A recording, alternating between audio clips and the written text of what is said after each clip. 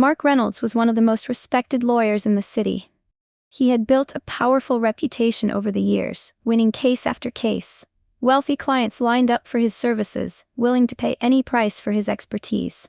He lived in a luxurious penthouse, drove expensive cars, and had a law firm that many envied.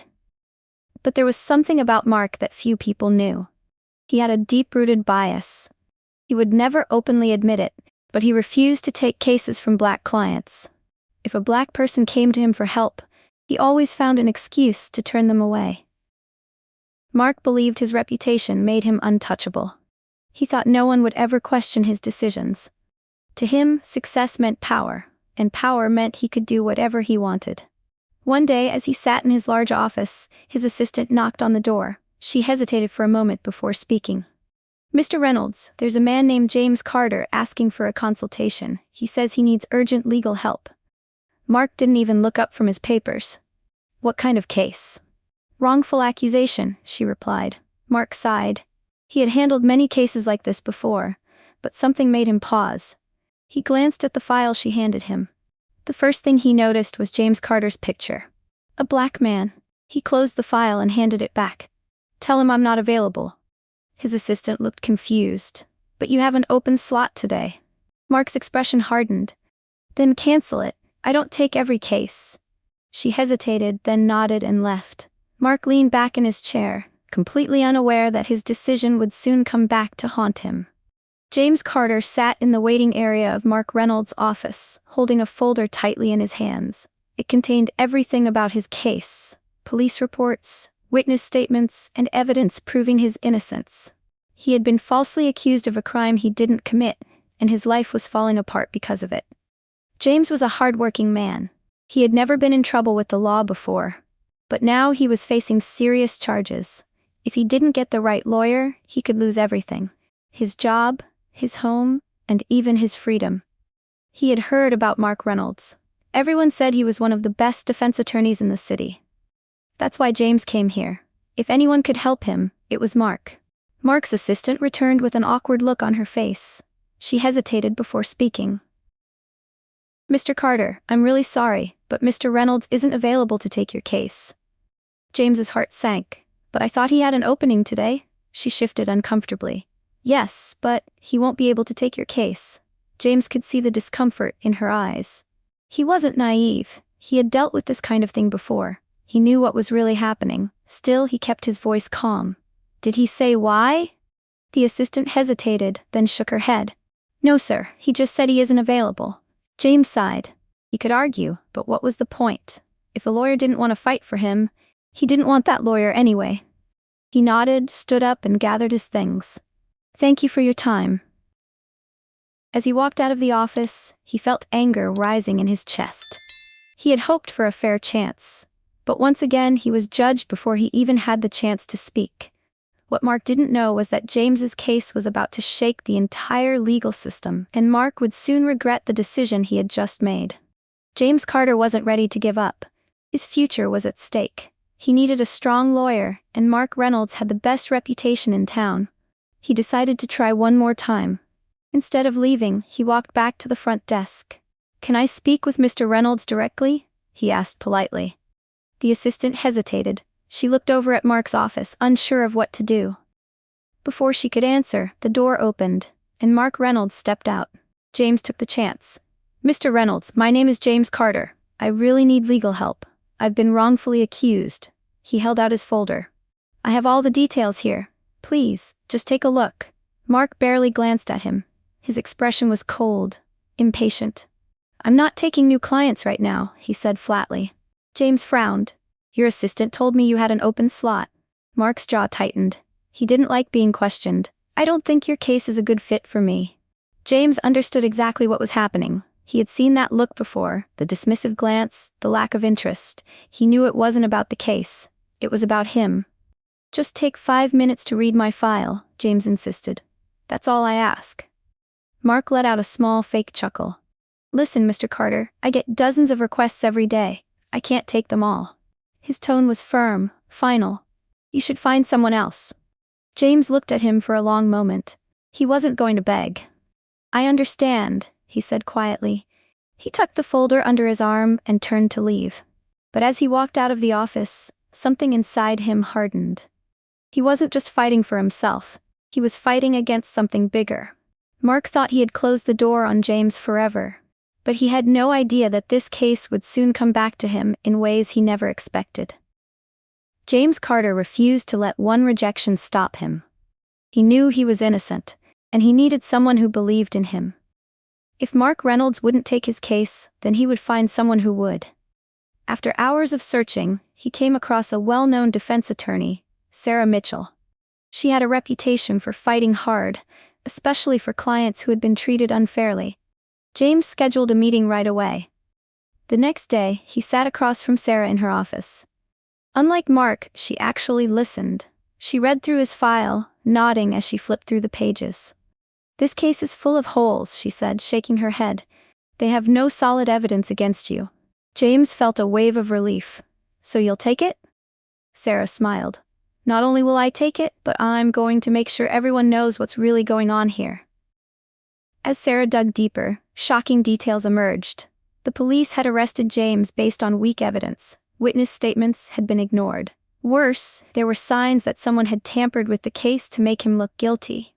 Then the media got involved. Sarah wasn't just fighting in court, she was fighting in public. News outlets started reporting on the flaws in James's case. People began questioning why he had been targeted in the first place. Suddenly, the case became bigger than anyone expected. It wasn't just about James anymore, it was about corruption in the legal system. Mark Reynolds, who had dismissed James without a second thought, started seeing the headlines. He scoffed at first, thinking it was just another case. But as more details came out, something caught his attention. Sarah Mitchell had publicly mentioned that another high-profile lawyer had refused to take the case. People started wondering, who was that lawyer? Mark felt a slight unease, but he brushed it off. After all, no one knew it was him. Or so he thought. What he didn't realize was that this case was about to turn his world upside down. Mark Reynolds sat in his office, sipping his morning coffee, when his phone buzzed with a news alert. He glanced at the screen and nearly choked. Attorney Sarah Mitchell exposes racial bias in high-profile case. His heart skipped a beat. He clicked the article. It detailed James Carter's wrongful accusation and how a well-known lawyer had refused to take his case. Sarah never mentioned Mark's name, but the details were enough for people to connect the dots. Within hours, social media exploded. People started asking who the lawyer was. Some began digging into past cases. A few former clients came forward, claiming they had also been turned away by Mark for suspicious reasons. At first, Mark ignored it. He had built a strong career. A little gossip wouldn't hurt him. But the situation escalated fast. His firm's senior partners called him in for a meeting. They weren't happy. "This isn't looking good, Mark," one of them said. "We can't afford bad publicity." Mark scoffed. "It's just social media noise. It'll die down." But it didn't. More journalists started investigating. A legal watchdog group announced they were reviewing discrimination complaints against him. Clients began pulling out of cases. His once-packed schedule had sudden openings. Then came the worst blow. His name was mentioned in a televised debate about racism in the legal system. A panel of experts discussed the case, and one of them outright said, "A lawyer like Mark Reynolds should be investigated." Mark felt the walls closing in. He had spent years building his reputation, but in just a few days, it was crumbling. The man he had dismissed without a second thought, James Carter, was now at the center of a legal battle that had the entire country's attention. And Mark was on the wrong side of history. His arrogance had blinded him. But karma wasn't done with him yet. Mark Reynolds sat in his office, gripping his phone. His hands were shaking. Another client had just canceled their contract with him. That made 4 in 1 week. His assistant knocked gently. "Sir, the partners want to see you again." Mark sighed, straightened his tie, and walked into the conference room. The senior partners sat around the table, their faces tense. The managing partner, Mr. Holloway, leaned forward. "Mark, we have a problem," he said. "Your name is everywhere, and it's not good for the firm." Mark forced a chuckle. "It's just a smear campaign. It'll pass." Mr. Holloway didn't smile. "It's not passing, it's growing. Our biggest clients are worried. Some are threatening to leave if we don't take action. Mark's stomach dropped. What kind of action? The room fell silent. Then another partner spoke. We think it's best if you take a leave of absence. Mark clenched his jaw. A leave of absence? You're pushing me out? We're protecting the firm, Mr. Holloway said. If you stay, we all suffer. Mark wanted to argue, but he knew it wouldn't help. They had already made up their minds. Without another word, he stood up and walked out.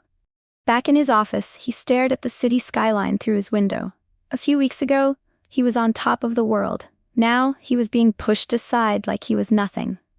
But things only got worse. The State Bar Association announced an ethics investigation. They were reviewing claims that Mark had repeatedly discriminated against black clients. If they found proof, he could lose his law license. Mark tried to do damage control. He reached out to old clients, but most didn't return his calls. He tried to get new cases, but his name had become toxic. No one wanted to be associated with him. Bills started piling up. Without active clients, his income dried up. His luxurious lifestyle suddenly became impossible to maintain. Then the final blow came. His firm officially removed his name from the company's website. His email was deactivated. Just like that, he was no longer part of the firm he had helped build. Mark Reynolds had spent years believing he was untouchable. Now, he was just another disgraced lawyer, struggling to stay afloat. And karma wasn't finished with him yet. Mark Reynolds sat alone in his apartment, staring at the eviction notice on his table. His hands trembled as he read it again.